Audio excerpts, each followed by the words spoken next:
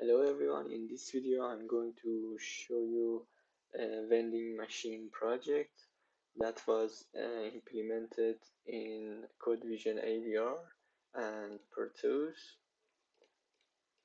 Uh, in this project, user should enter the password. So I run the program. Okay. If user enter the right password,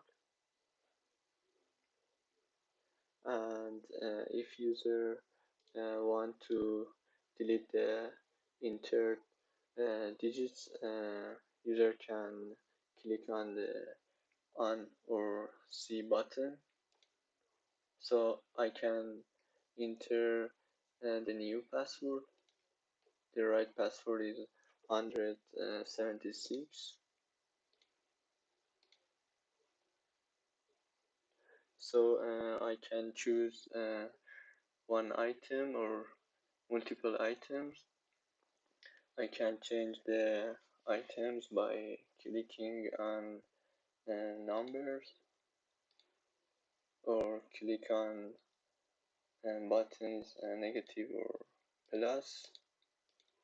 If I want to choose one item, I should click on button on,